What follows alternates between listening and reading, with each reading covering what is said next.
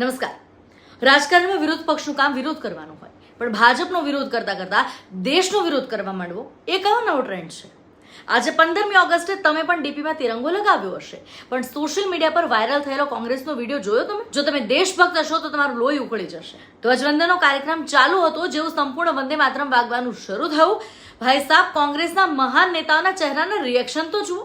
જાણે કોઈએ એમના હાથમાંથી સત્તા છીનવી લીધી હોય એવો હાઈ વોલ્ટેજ કરંટ લાગ્યો. સંપૂર્ણ ગીત ગાવાની સીધી ના પાડી દીધી. તુમી હૃદિ તુમી મર્મા ત્વમ હિ પ્રાણા શરીરે બાહુતે તુમી મા શક્તિ તુમી મા ભક્તિ તુમારે પ્રતિમા.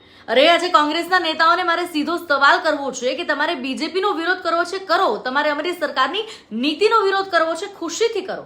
તમારે મોદીજીનો વિરોધ કરવો છે તો લોકશાહી છે ભાઈ, ગળું ફાડીને કરો. પ્રજા માટે મુદ્દા ઉઠાવવા એ વિપક્ષનું કામ છે અને અમે એનું સ્વાગત કરીએ છીએ. પણ આ બધું કરતા કરતા તમને વંદે માતરમથી એલર્જી ક્યારથી થવા માંડી? માં ભારતીની વંદના કરવામાં તમારા હોઠ કેમ સિવાય જાય છે?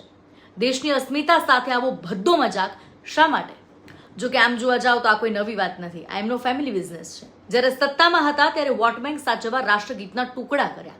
આજે વિપક્ષમાં છે તો એમના સેક્યુલર ચશ્મા પર દેશભક્તિના નામે ધૂળ જામી જાય છે. આજના યુવાનો બધું જ સમજે છે. જે પાર્ટી દેશના રાષ્ટ્રગીતને સન્માન ન આપી શકે, જે પાર્ટીના નેતાઓને વંદે માતરમ બોલવામાં શરમ આવતી હોય, દેશનું અને તમારું શું સન્માન કરશે? નિર્ણય તમારે કરવાનો છે. વંદે માતરમ માત્ર ગીત નથી, એ આપણા શહીદોનો શ્વાસ છે. અને જ્યાં શ્વાસનું અપમાન કરશે એને દેશ ક્યારેય માફ નહીં કરે.